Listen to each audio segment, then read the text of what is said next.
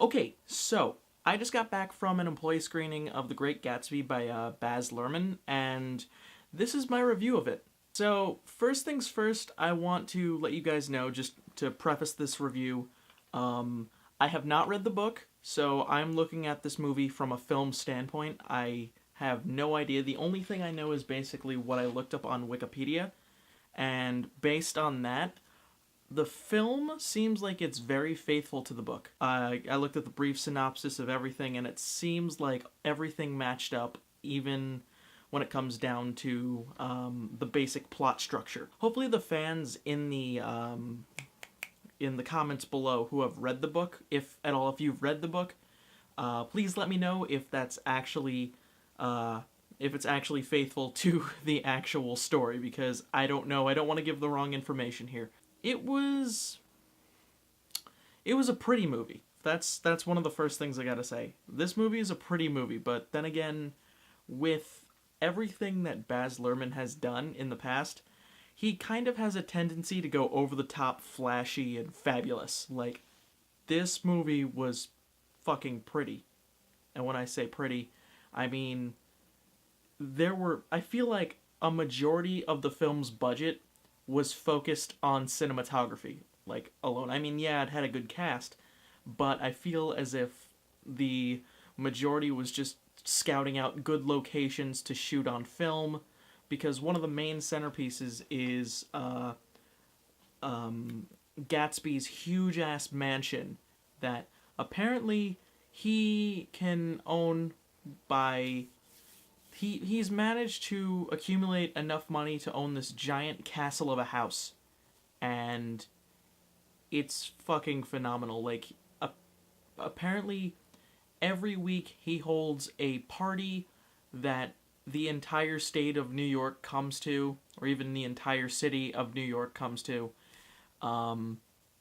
It's fucking insane. Like, the party sequences in the movie are the most flashy, flamboyant party sequences I have ever seen in a movie.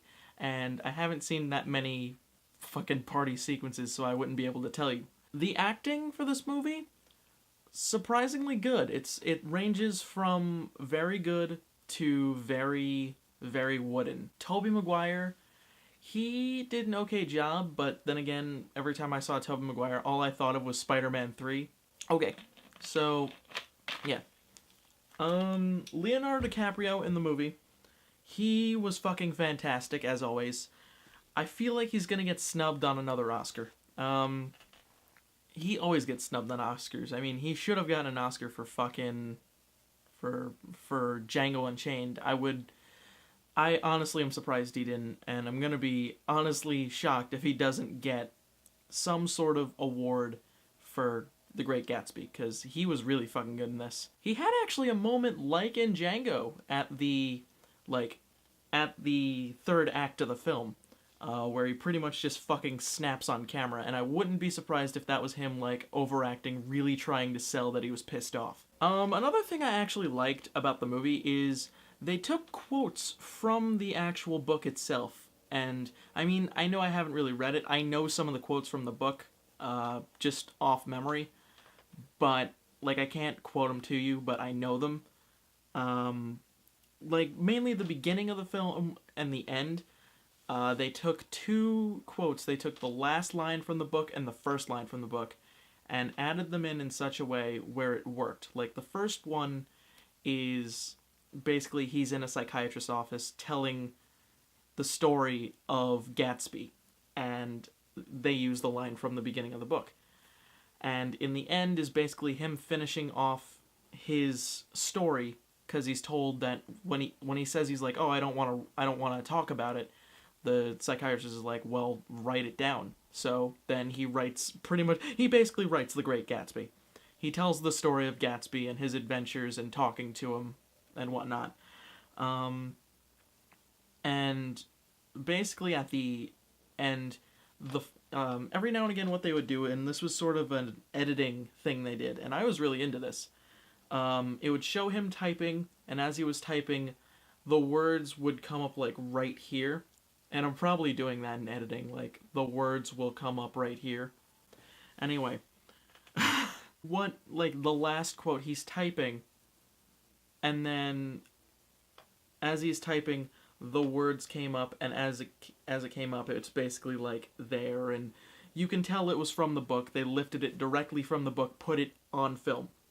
And that's something I actually really applaud them for. They stuck to the book and actually kept some things in. I really like that.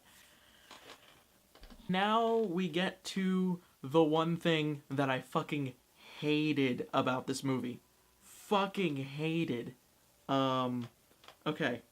To be basic, and I have my Kindle here, but I'm gonna just put that down. So, yeah, the one thing that I hated about this movie, the fucking soundtrack. The soundtrack to this movie is so bipolar, schizophrenic, and all over the place. Now, when I say that, I basically mean that it hops genres like it really shouldn't be hopping genres. Like, say, there's one scene in particular where Tom Buchanan goes to visit his mistress, and they go somewhere, I forget where it is, they go somewhere and meet a bunch of other people. Calloway gets drunk for the, Nick Calloway? I think it's Nick Calloway. He gets drunk, and, like, what happens is the girl has a pill in her mouth, she makes out with him, and I guess transfers the pill and makes him drink, and as he's drinking, you start to hear a bass drop. And I'm sitting there in my seat. I have to pull out a prop for this. This is the first time I've ever in an employee screening had to pull out a prop. I'm sitting there with my prop glasses, my 3D glasses, Paranorman glasses, by the way. I kept them. They're fucking amazing. Anyway, so I'm sitting there watching the movie. And then he says, it's like, this is the second time I've gotten drunk. And it was only yada yada yada. And you see him blink, and then his eyes, like his pupils dilate. So you know he's high. And as that happens, you hear a bass drop. And like you hear like the lead up to the bass drop. And I'm just sitting there like this. I'm like...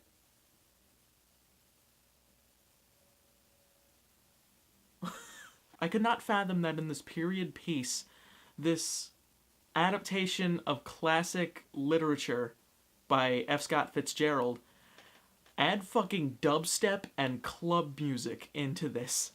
I mean, yeah, they added stuff like Florence and the Machine and stuff like that, but then again, they also added, like, Jay-Z and Alicia Keys. And really?